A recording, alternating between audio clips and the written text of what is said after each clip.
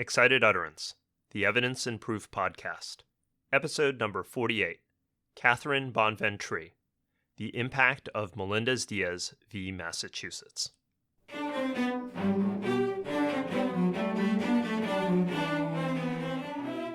Welcome to Excited Utterance. I'm your host, Ed Cheng from Vanderbilt Law School. Excited Utterance is your podcast for cutting-edge scholarship and developments in the world of evidence. We bring virtual workshops to you throughout the academic year. This week, our guest is Catherine Bonventre. Catherine is Assistant Professor of Justice and Policy Studies at Guilford College in Greensboro, North Carolina. Catherine's research focuses on wrongful convictions, crime laboratories, and judicial decision-making. Our podcast today focuses on Catherine's PhD dissertation, which is entitled The Implementation of Judicial Policy by Crime Laboratories, an examination of the impact of Melendez-Diaz v. Massachusetts. To some, Melendez-Diaz was a surprising and distressing decision in the Supreme Court's Confrontation Clause jurisprudence. In Melendez-Diaz, the Supreme Court essentially prohibited the use of affidavits for presenting forensic results in criminal cases. This meant that lab results on things like DNA, blood alcohol content, and drugs required live witness testimony, and lab printouts were no longer enough. At the time, many critics worried that Melendez-Diaz would result in chaos in the criminal justice system. Laboratory technicians, who are already overburdened, would have to spend their days in court rather than testing samples, and the system would grind to a halt. Did this forensic apocalypse occur? Catherine's study tries to find out. Catherine, delighted to have you on Excited Utterance. Welcome. Thanks for having me, Ed. To set the stage for our discussion, let me ask you to go back to when Melendez-Diaz was decided. What were the concerns, or actually the parade of horribles, that the dissent and other critical commentators leveled against the decision when it was decided? Yeah, there were concerns that, in the words of Justice Scalia, that the sky would fall, essentially, that requiring forensic analysts to testify in court in lieu of submitting affidavits or certificates of analysis would mean that they'd be all spending their time testifying and nobody would be in the laboratory getting work done. And so it was essentially this notion that labs are already backlogged and this would just contribute to that. Just out of curiosity, what got you interested in this topic to start? Did you suspect that some of these criticisms were wrong, that the forensic analyst would be able to handle it? What was your initial intuition about this topic? Well, I didn't really have a suspicion about how it would play out on the ground, but I'm always interested in these cases where if there's a question that's empirical, such as this is going to shut laboratories down, then there's an answer to that out there by collecting data. And I was more broadly interested in what forensic science do in terms of their contributions to wrongful convictions. And so the decision for me was, I thought, well, this is really great that now defense attorneys can have more opportunities to cross-examine the analysts about what they did in the laboratory. But I mean, it could have potentially been a problem on the ground, so that's what got me interested in exploring that. So tell us how you went about studying this question about the empirical impact of Melendez-Diaz. What I did was I reached out to a professional association of forensic laboratory administrators, and I asked if they'd be willing to do a survey about that. And I was happily surprised that they agreed to do it, or at least to distribute the survey to their membership. But then I also wanted to explore more in depth through interviews with administrators what their perceptions of the decision were. So I wanted to look at the practical impact of the case, but more broadly, just how crime laboratory folks learn about legal decisions and that sort of thing. Just to be clear, it was a survey that was distributed via the web, right? Yes. And then what did these interviews consist of when you were doing follow-up interviews? What I did was I reached out all over the country. I was trying to get folks who represented different types of laboratories. So I wanted to get folks from law enforcement laboratories at the state level and the local level, and folks who worked in independent crime laboratories. And so basically, I just sent letters all over and got some responses, and I was able to conduct 18 in-depth interviews over the telephone with laboratory administrators from 15 different laboratories. And with the web based survey, what kind of response rate did you get when it was distributed? So I had about 138 folks respond from about 500 plus. So I got about a 23 or 24% response rate. Do you have any concerns here about selection effects? So obviously 23, 24% sounds great, but I might be a little concerned that in any kind of satisfaction based survey that you might get extremes. So you might only get people who either really hate the decision or think it's a big nothing. You don't tend to get the middle group. That's absolutely the case if that's the risk, right? So I don't have what I would consider a representative sample of all crime laboratories across the country in terms of the survey or the interviews, actually. I didn't get too many angry folks, either in the survey or the interviews. That was one of my thoughts. Oh, the folks who are really mad about this decision would be the folks who'd be really willing to participate so they could vent about it. But it didn't seem to be the case that I got lots of folks who were really upset by it. It was mostly overall just folks who thought it really wasn't that big a deal. But then again, can never say for sure. And in the interviews that you conducted, the follow up interviews, there you were aiming for a distribution in terms of the kind of crime lab that's involved. And you got the names or the selection here from the web based survey. Actually, what I did in terms of finding the folks to do the interviews, the Bureau of Justice Statistics periodically publishes a census of publicly funded crime laboratories in the states, and you can download their actual data from the University of Michigan. And so I downloaded the data set, and the information for all the participants in that survey is in the data set. From that data set, I was able to code for the type of jurisdiction that was served and then sampling for diversity and not probability sampling. And so I was able to get the contact information of laboratory administrators, and I just reached out to them directly and chose based on the type of laboratory. Let's talk about the results of the survey. So, obviously, your dissertation is way more comprehensive than I think we could ever cover in detail on the podcast. But can you give us a few highlights about the results from your study? What were the big takeaways? Sure. So I think one of the big takeaways was, again, I keep borrowing this phrase, but that the sky didn't seem to fall, at least with respect to the folks who participated in the survey and the interviews. Although I should note that there were two of my interview participants who really found that there was a big impact as a result of the decision. And I think it was based for two reasons. For those two laboratories, the size of the jurisdiction that they served and the type of cases that they were testing, right? So for these two laboratories who had a statewide jurisdiction and who had to send their analysts all over the state to provide testimony, and we're also doing drug testing, which is a fairly high volume, right? So if you look at the requests for forensic services across all the different forensic disciplines, drug testing, right, controlled substances is one of the higher requests.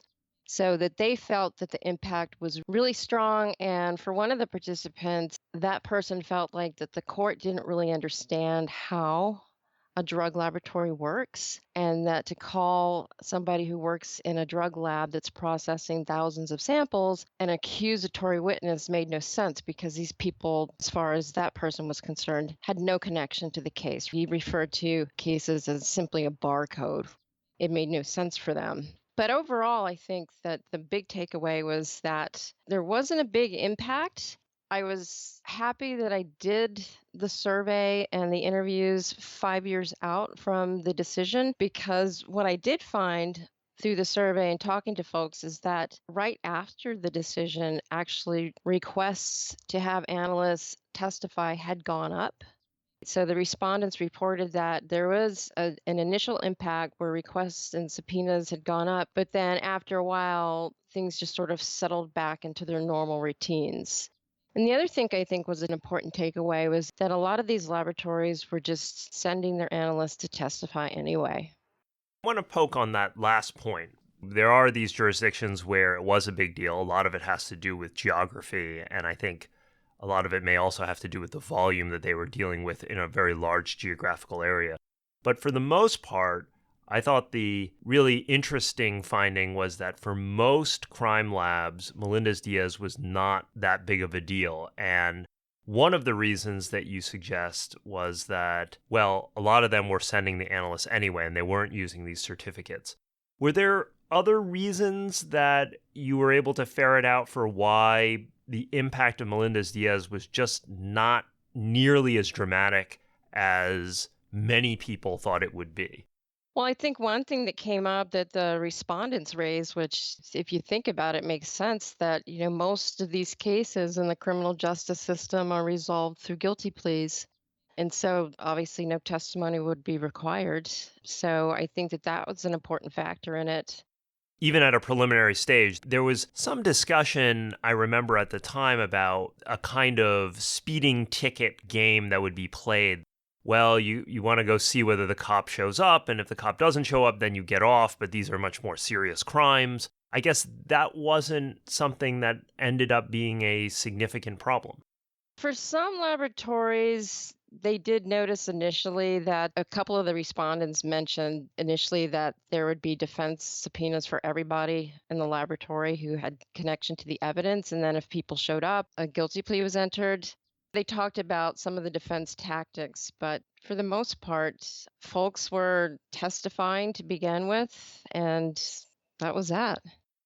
What about the effect of notice and demand statutes, which became far more popular or at least far more in the public eye afterward? What was the effect of those?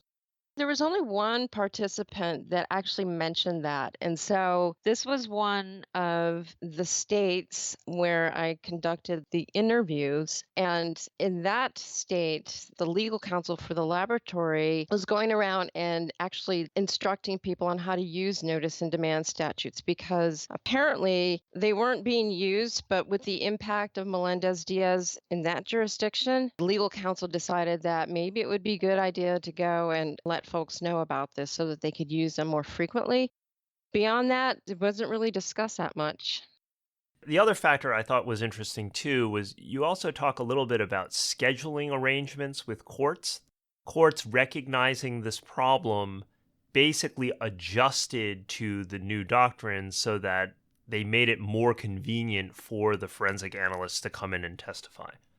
Sure, sure, right. So in some places, they would schedule certain days to hear certain cases involving certain types of forensic evidence so that the analysts could be there to handle all the cases in one day. There is discussion of having judges take analysts out of turn, right? So if they showed up at the court and they were scheduled to testify later, just take them out of turn so that they could do their testimony and then get back into the laboratory. So it seemed like, yeah, there was some accommodation on the part of prosecutors and courts. Let me ask a broader question here about the policy implications of your findings. For example, it seems that in the case of Melendez-Diaz, the Supreme Court makes a pretty substantial legal change that hopefully improved defendant rights, and the Supreme Court was actually able to do it without creating a lot of chaos in practice, despite concerns about that at the outset. Hmm. Are there any broader principles that we might be able to draw from this experience to minimize the costs that courts or the legal system in general might normally face when trying to make a legal change? I think just understanding that whoever's responsible for implementing could go a couple different ways. I think what was interesting here is that these are agencies who are connected to the legal system, and being a part of that and understanding how things work and sort of readily having resources to help them implement versus other agencies who are not connected to the legal system and sort of have to figure it out. I guess it also just depends on what the reaction is, but I think broadly it's just understanding that court comes down with a decision doesn't mean that it's going to be implemented in the way that the court had anticipated. Well, it's kind of interesting in this case, right? Because it seems like the thing that the courts wanted to have happen actually did happen. You actually do have the analysts coming to court. The thing that's a little different is that the dissent's concern didn't materialize because the lower courts were able to adjust and the crime laboratories were able to adjust in ways that were not necessarily expected at the outset, which I think is certainly is a interesting outcome. Normally you think about legal change and then the institution doesn't want it. It basically doesn't implement it, or it passes things like notice and demand statutes, which effectively start to get rid of the in-court testimony of the analysts. And that's not really what happened here. Yeah. So sometimes things go not the way the naysayers think.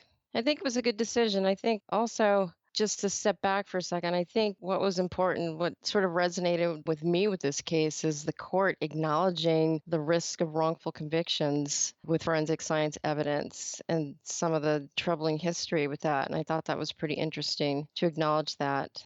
One other thing I wanted to talk to you about was you mentioned in the dissertation that Melendez-Diaz prompted a move toward greater use of video conferencing.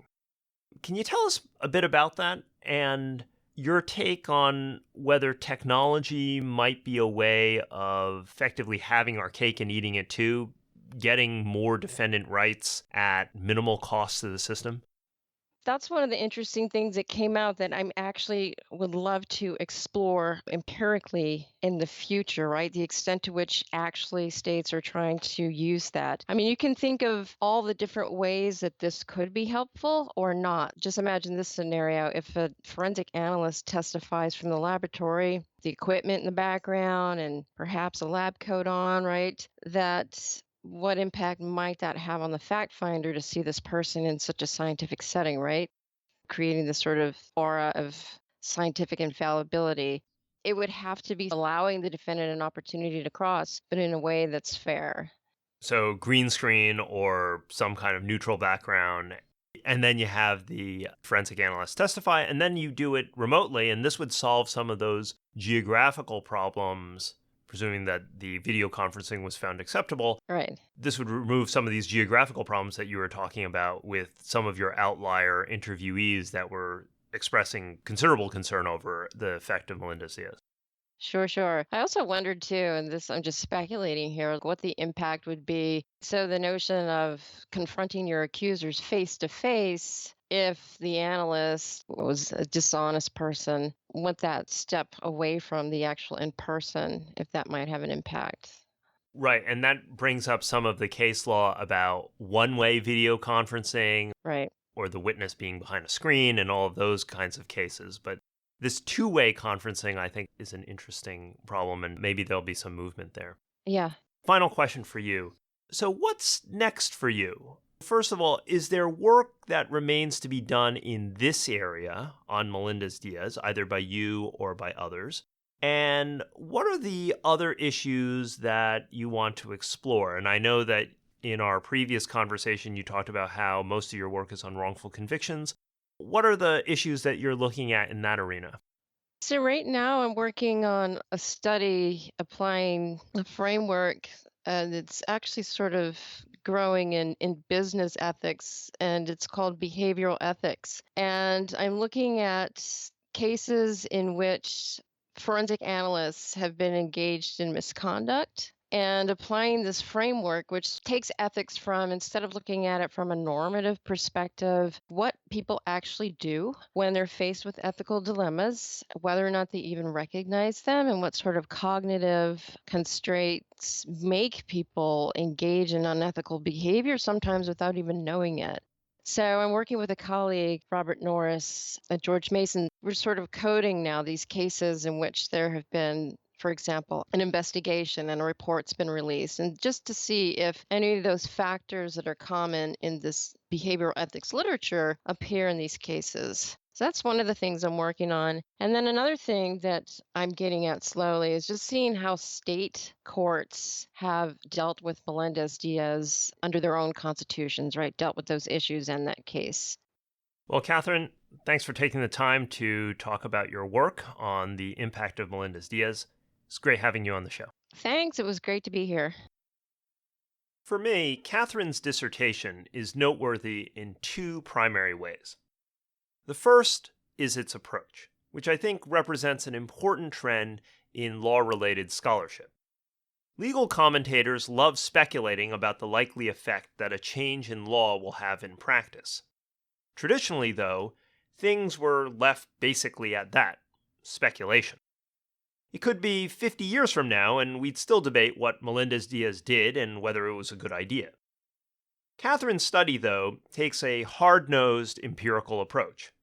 Collect the data and find out what happened. The second thing to note is Catherine's findings, which I found quite surprising. Did we actually expect Melendez-Diaz to have a massive, catastrophic effect on the criminal justice system? Probably not. The actors surely would find a way to cope with it. But Catherine didn't just find the absence of a massive effect. She found the absence of an effect at all, at least in most jurisdictions. Melendez-Diaz was a speed bump for most of the forensic community. Trials are rare, some labs already were providing live testimony, and even the ones that weren't seemed to work things out logistically, either by working with court schedules, switching to video conferences, or relying on notice and demand statutes. Perhaps Melendez-Diaz was a watershed moment for legal commentators, but for forensic labs, it was a blip, just another requirement added to a long list that already existed. In any event, Catherine's study will definitely change the way that I teach Melendez-Diaz in class. For those of you teaching evidence this semester, I bet it will be useful information as well. That does it for this episode of Excited Utterance. Support for Excited Utterance is generously provided by Vanderbilt Law School's Branstetter Litigation and Dispute Resolution Program, as well as the Vanderbilt Institute for Digital Learning. The associate producers are Alex Nunn and Margot Wilkinson-Smith, and the production editor is Carson Smith, assisted by Riley Beal. Additional production assistance is provided by Aaron Parr Carranza, and music is provided by the Vanderbilt University Blair School of Music's Children's Cello Choir under the direction of Kirsten Castle-Greer. I'm your host, Ed Chang, and I hope you'll join me again next time when we take on another new work in the world of evidence and proof.